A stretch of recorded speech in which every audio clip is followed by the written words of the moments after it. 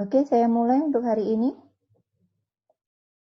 Nah, hari ini kita membahas mengenai penggunaan pengolahan data dengan menggunakan SPSS. Saya share show dulu materinya. Oke, saya slideshow.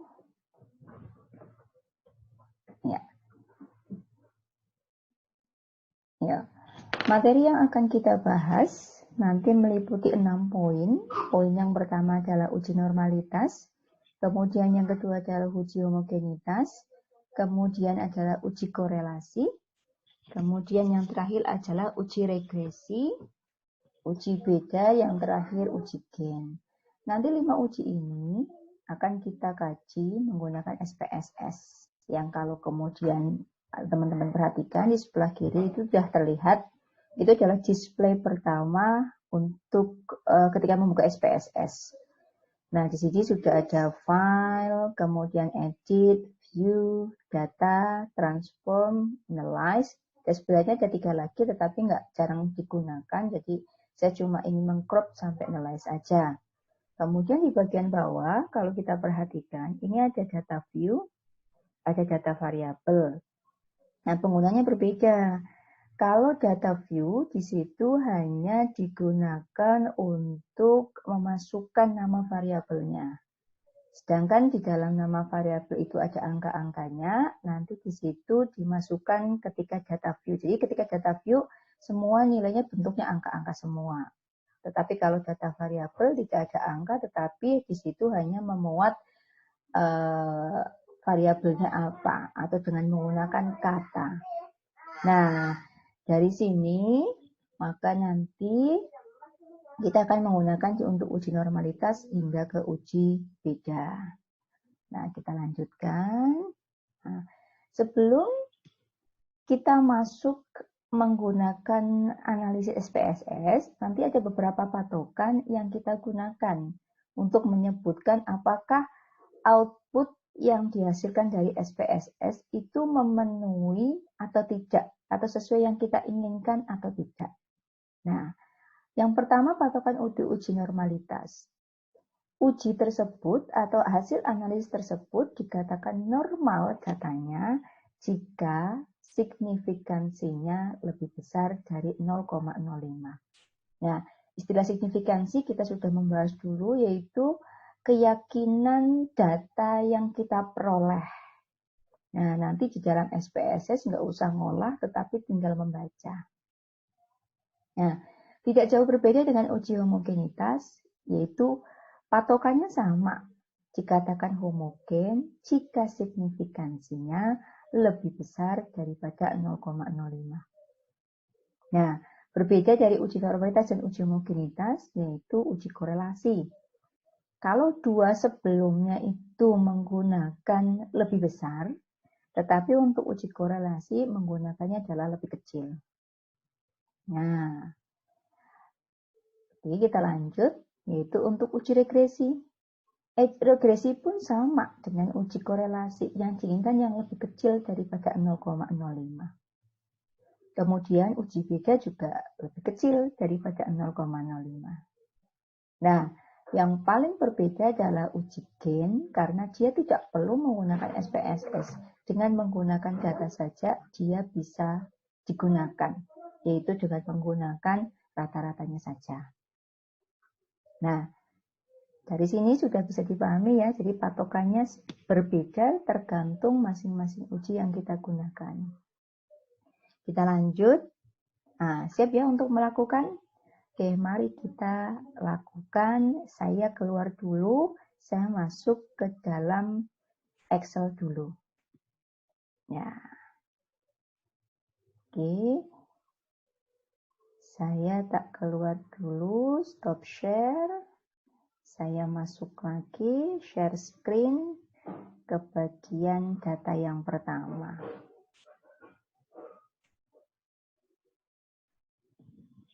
Oke, bisa dicek. Oke. Ini adalah data pertama. Saya perbesar biar mudah dipahami. Ya. Ya. Ini adalah hasil penelitian. Jadi kalau kemudian saya jelaskan, ada seseorang yang melakukan penelitian. Dia melakukan penelitian untuk mengetahui prestasi belajar siswa yang salah satu kelompok dipakai metode 1, salah satu kelompok lain dipakai metode 2. Dia ingin tahu apakah hasilnya sama atau berbeda. Apakah ada pengaruh nggak penggunaan metode terhadap prestasi belajar? Nah, caranya peneliti itu dia membuat 2 kelompok. Nah, 2 kelompok itu masing-masing dikasih treatment atau pembelajaran, satu pakai metode 1, satu pakai metode 2. Nah, setelah dilakukan metodenya dua-duanya selesai, kemudian dikasih tes masing-masing kelompok 1 dan kelompok 2. Yang kelompok 1 pakai metode 1, kelompok 2 pakai metode 2. Setelah dites, hasil tesnya dinilai. Ternyata nilainya ini. Nah, kalau kita perhatikan, kelompok 1 dan kelompok 2 sama-sama menggunakan nilainya seperti ini.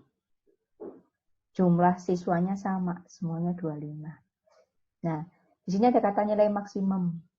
Nah, nilai maksimum itu sama juga nilai perolehan yang paling ideal. Contoh, biasanya kalau di level SD sampai SMA, nilai maksimal itu kan ada guru yang pakai nilai maksimalnya 10. Ada juga yang nilai maksimalnya dilakukan oleh guru adalah 100. Nah, di sini itu tergantung dengan soalnya. Misalnya, kalau yang dipakai guru kan 10 soal, masing-masing poin maksimalnya 10, berarti nilai maksimalnya 100. Nah, di sini berbeda yang dilakukan oleh peneliti ini, dalam hal ini, dia nilai maksimalnya dalam 40. Jadi berbeda ya dengan yang lain. Nah, data ini kita akan pakai untuk dianalisis di SPSS. Caranya bagaimana? Ya, caranya kita cek, kita ambil dulu. Nah, sebagai informasi, Excel itu biasanya dia menggunakan ada 2 bahasa, bahasa Indonesia sama bahasa Inggris. Dan itu ada pembedanya. Ketika di bahasa Indonesia koma, tapi di bahasa Inggris dia dibacanya artinya adalah titik. Nah, karena SPSS dia menggunakan bahasa Inggris, maka akan lebih baik kalau di Excel-nya juga dipakai dengan istilah bahasa Inggris. Ya, maka di sini saya tidak pakai koma, tetapi pakai titik. Nah, mari kita lakukan, kita copy dulu. Copy dulu. Diingat-ingat yang sebelah kiri metode 1, sebelah kanan metode 2. Oke, saya copy, klik kanan yaitu copy, kemudian saya akan membuka di SPSS. Saya stop screen dulu ya.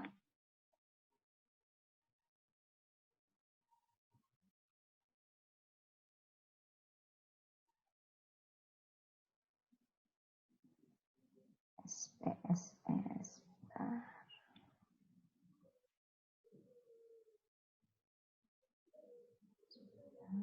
SPSS-nya.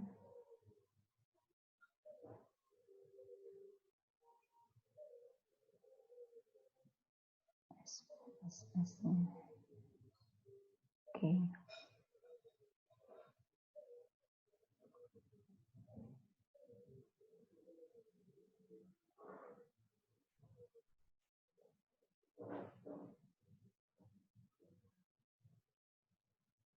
Ya. Oke, ini adalah SPSS-nya. Nah, tadi kita sudah mengcopy angka-angka dalam Excel.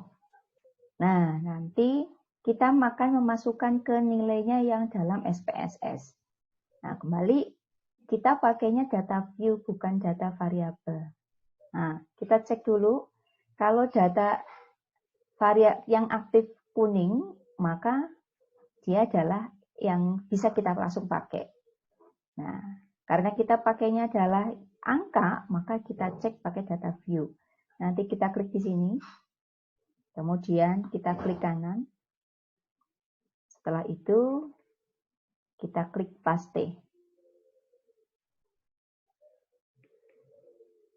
Oke, sudah terlihat. Nah, kalau teman-teman perhatikan di bagian atas ini baru namanya var tip 0001, jadi dia belum menunjukkan apa sih itu datanya. Nah, maka kita harus mengubah dulu agar tampilannya seperti dengan Excel. Caranya, klik variable view. Oke. Yang paling atas berarti menunjukkan dia data paling kiri. Nah, data paling atas tadi kita sudah membuat yaitu nilai metode 1. Nah, penulisan nama itu juga seperti email, tidak boleh ada spasi. Nah, jadi silahkan boleh bereksperimen pakai apapun, yang penting nggak pakai spasi. Kita klik, sudah berubah. Kemudian yang kedua, kita ubah lagi, yaitu nilai metode 2. Kita klik berikutnya. Nah, hal yang perlu diperhatikan, dicek bagian measure. Bagian measure itu artinya data yang kita pakai itu namanya data apa. Dulu kita sudah pernah membahas ada banyak data, salah satu yang pakai koma-koma namanya adalah data ordinal. Maka kita klik data ordinal karena kita pakai koma-koma. Nah, hal yang sama juga sama, nilai metode 2, kita juga klik ordinal karena apa? Nilainya adalah pakai koma-koma. Klik. Nah, kita back, kita lihat data view-nya. Nah, sudah berubah. Nilai metode 1, nilai metode 2. Nah, untuk mengolah dengan menggunakan SPSS, ini pun nilainya nggak langsung jadi. Kita harus menambahkan kolom lain, karena nanti kita harus mengelompokkan. Jadi, 2 ini harus kita kelompokkan yang konsisten yang sama. Karena bahasa yang dipakai SPSS berbeda dengan bahasa kita. Nah, maka kita harus mengubah. Jadi ini kan ada 2 kata, nilai sama metode. Maka nanti nilai 2 kelompok itu kita gabung jadi 1, metode 2 kelompok juga kita gabung jadi 1. Ya, kita mulai dulu mau membuat metodenya. Nah, kita tulis di situ metode. Oke. Metode nanti kita pakai kode. Metode 1 kita pakai kode 1, metode 2 kita pakai kode 2. Maka yang pertama kita pakai yaitu measure, nilai 1 dan 2 kan tidak pakai koma. Maka nanti diganti dengan nominal. Nah, tambah lagi. Karena metode di sini kan kita sudah dipakai dengan menggunakan kode, maka di values-nya kita tambahkan. Yang pertama di sini value 1. Oke.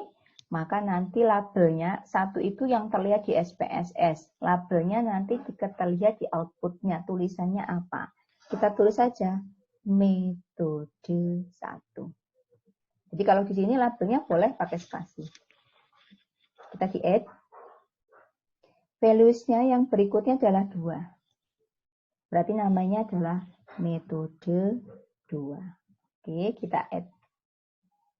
Ya. Karena yang kita pakai 2 metode saja, maka kita nggak meneruskannya sampai 3, apalagi sampai 10. Kita langsung mengklik OK. Ya. Dari sini, maka kita cek lagi data view-nya. Nah, metodenya. Karena tadi ada 20 siswa, masing-masing kelompok 1 dan kelompok 2, maka kalau kemudian kita gabung semua, yaitu menjadi datanya 50.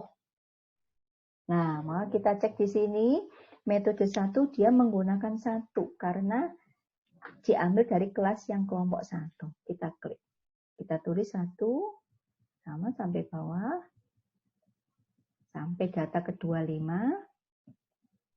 Nah, sekarang udah 26, maka kita klik 2, karena metodenya untuk metode yang kedua. kita sampai nilainya adalah yang 50. Oke, selesai. Sampai 50 sudah lurus. Nah, berikutnya lagi, kalau tadi kita mengelompokkan metodenya, sekarang ada kata nilai. Maka kita nanti kelompokkan nilainya. Nah, bagaimana caranya? Kita buat lagi juga kolom. Yaitu di sini nanti namanya nilai. Nah, nilai kan tidak dibedakan atas kriteria. Maka nanti kita langsung measure-nya. Yaitu di bagian measure-nya. Dengan ada koma-koma, maka namanya adalah original. Nah, kita cek lagi di data view.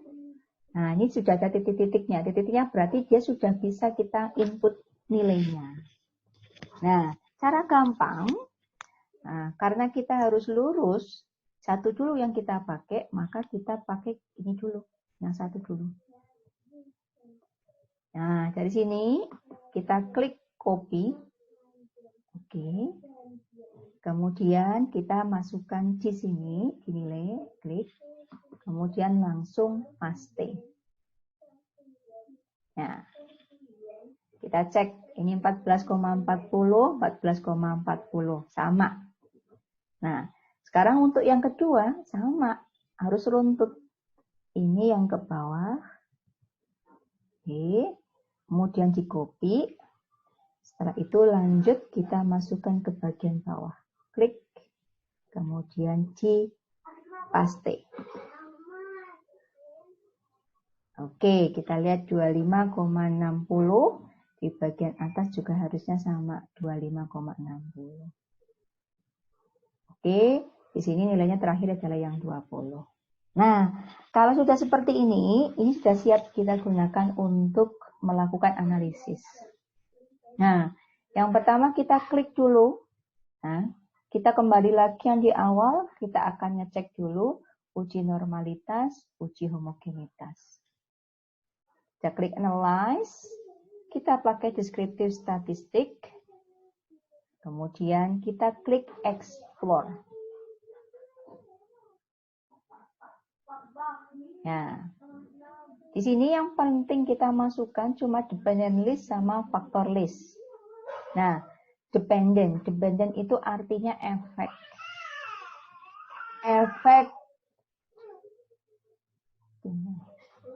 Efek dari diberlakukannya metode. Berarti yang masuk ke efek itu adalah nilainya. Nilai yang sudah kita kumpulkan. Maka kita klik di bagian dependent list. Nah, faktor yang membedakan akibat dua itu adalah metode. Maka kita klik metodenya, kita masukkan ke dalam faktor list. Oke. Berikutnya kita cek di statistiknya. Nah, statistiknya kalau sudah menerapkan deskriptif dan di sini adalah 95%, maka kita cukup dia dengan menggunakan continue. Kita cek lagi di bagian plot. Nah, inilah yang akan kita cek adalah normalitas dan homogenitas. Maka normality kita centang, kemudian untransformed kita juga klik.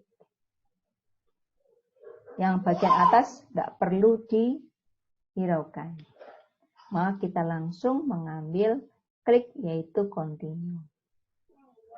Nah, option dan bootstrap itu nggak perlu kita perhatikan, kita langsung ke OK.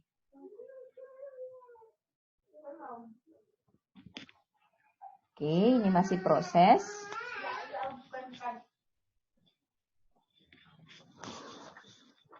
Oke. Masih proses, agak lama memang. Nah, ini sudah mulai. Oke. Ya. Bisa ditangkap outputnya di situ? Oke. Kalau belum saya tak keluar dulu, nanti stop screen-nya saya ganti yang lainnya. Ya, sebentar dulu. Stop screen. Kemudian saya share screen lagi. Saya ambil yang bagian output-nya. Nah, ini adalah output. Nah, saya tak kembali dari atas. Ini adalah output. Itu sudah terlihat di situ. Nah, ada keterangan, kalau ini sudah will expire, artinya programnya sudah mau expire dalam waktu 5.672 hari lagi. Nah, yang perlu kita cek di sini, cukup kita mengambil yang penting saja, yaitu normalitas dan test of homogeneity. Di sini banyak sekali nih. Jadi Anda cuma cukup mengambil yang paling penting. Klik saja yang di bagian sini, yaitu test of normality. Klik kita. Ya, jadi nanti, nah yang sudah biru di sini, ini sudah menunjukkan dia itu, menunjukkan itu yang paling penting. Jadi judulnya test of normality, berarti tes untuk normalitasnya.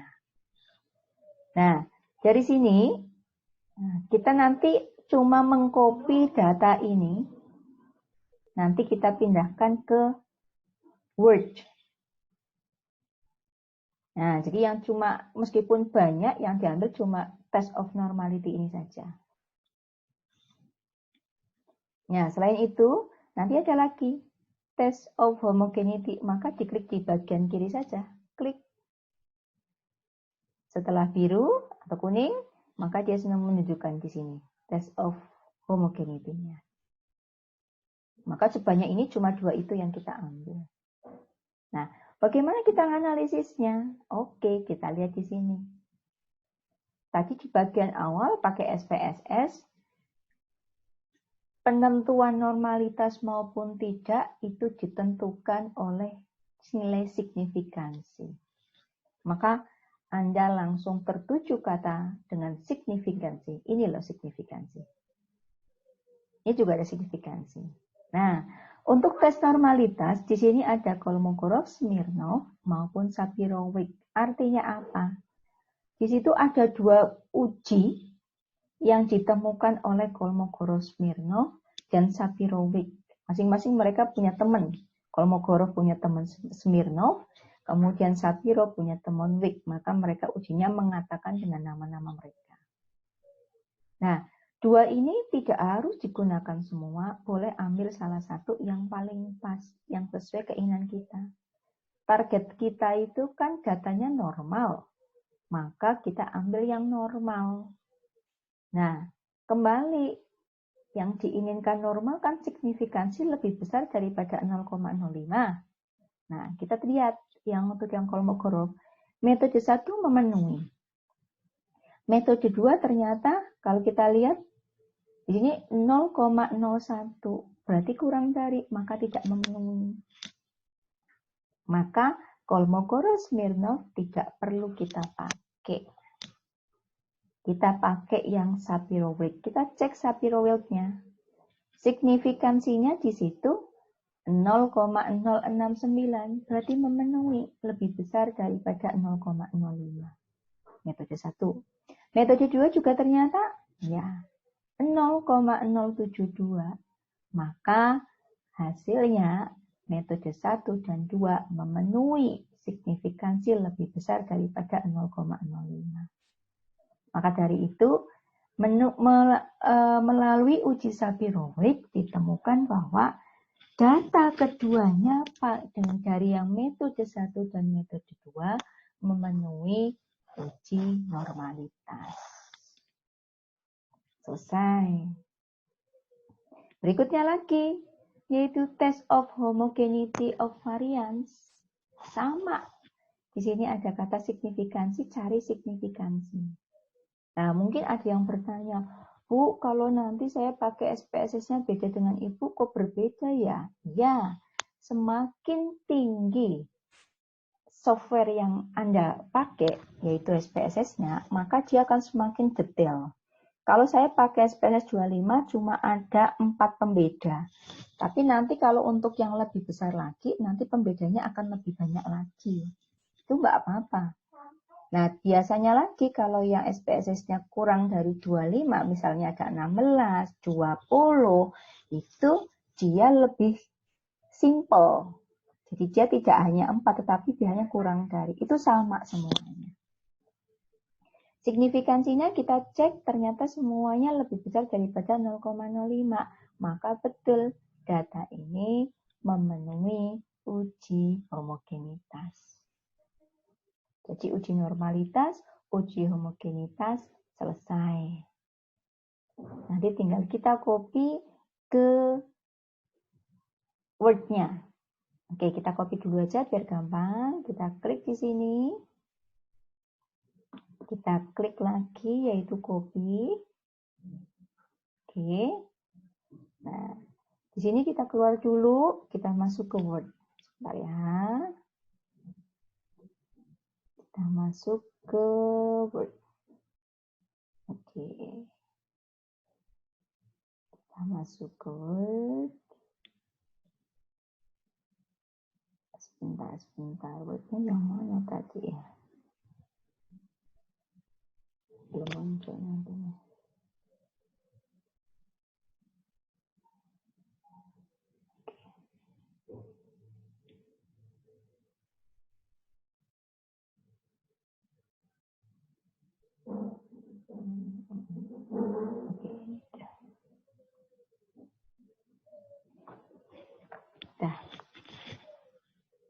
Oke, nanti lembar jawabannya langsung ditulis di situ. Nah, kita klik di sini. Oke, kita klik kanan, cek di paste. Ambil yang paling kiri, nggak apa-apa. Ada muncul, klik. Nah, bentuknya nggak serapi yang di SPSS. Nanti kita rapikan dulu. Caranya di situ ada segi 4, klik aja di situ. Ini yang paling gampang, paling cepat. Klik. Oke. Di bagian atas, nanti Anda klik aja biar semuanya ada tempatnya, all border. Klik. Setelah itu, kalau ingin menghemat tempat, boleh. Nanti diklik kanan. Kemudian cari yang auto fit. Kemudian kita klik auto fit to content. Klik. Ya, sudah rapi. Nah, di bagian bawah ada kata kesimpulan. Nah, kesimpulannya dari mana? Yang tadi kita sampaikan. Pertama, tadi kita sudah sampaikan Kolmogorov-Smirnov kan tidak memenuhi karena signifikansinya ada yang kurang dari 0,05. Maka cukup Anda del saja. Maka yang muncul adalah Sapir-White. Ini dituliskan berdasarkan hasil pengolahan data menggunakan, kita bisa klik di sini, menggunakan uji Sapir-White. Diketahui bahwa nilai signifikansinya lebih besar daripada 0,05, yaitu dari mana? Kita cek ada 2, yaitu di sini, maka kita tulis 0,269. Ini untuk apa? Untuk metode 1. Dan ada lagi, situ berapa nilainya? 0,72. Ini untuk metode 2.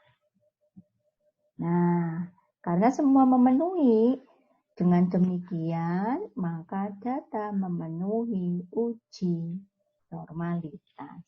Selesai untuk yang pertama.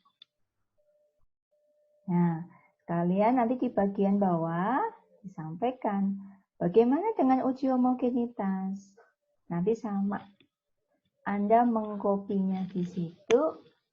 Kemudian nanti Anda memasukkannya di dalam bagian kesimpulan. Nah, karena mirip ketentuannya dengan uji normalitas, di sini saya lewati agar bisa menghemat waktu. Nanti proses mengcopy dan membuat sebuah kesimpulan sama dengan yang di atas.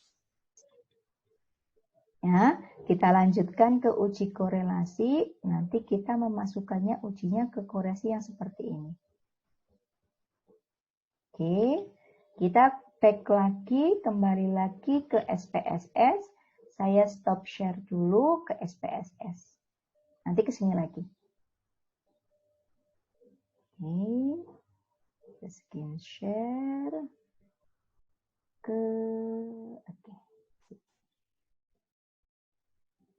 Ya, saya kembali ke data view bagian variabel, ada yang ke bagian inputnya. Ya, kita klik analyze, kemudian kita cari correlate. Nah, di situ ada banyak, kita pilih bivariat. Kenapa bivariat? Bi itu artinya 2. Karena yang kita bandingkan itu cuma 2, metode sama nilai. Maka kita klik yang bivariat. Klik. Nah, di situ ada kolom yang kosong menunjukkan variabel. Maka kita nanti klik 2, yaitu metode dan nilai. Kita langsung klik 2. Boleh langsung 2-nya dipindah atau boleh satu persatu. Bisa, yang penting nanti dua-duanya bisa masuk. Kita klik di situ, variabel. Oke. Setelah berpindah, ini nggak usah dicek semuanya karena sudah pasti pakainya korelasi bivariat. Sejauh di sini persennya sudah, total juga sudah, kemudian flux signifikansinya correlation juga sudah. Kita langsung klik OK. Nah, ya, saya keluar lagi karena saya mau lihat di bagian outputnya. Di situ Anda belum melihat, maka saya, karena ada dua slide, satu slide input, ini adalah slide output. Saya tak keluar dulu. Kemudian saya akan masuk di bagian output.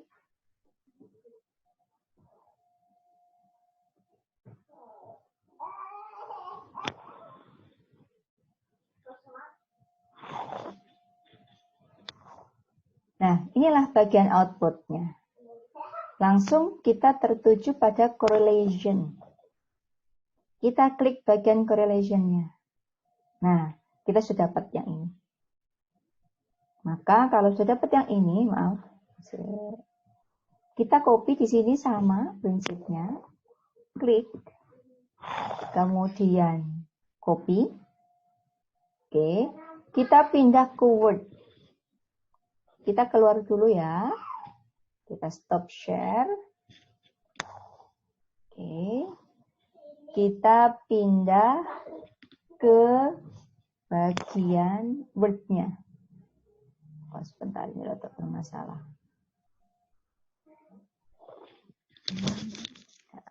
Laptopnya rotok.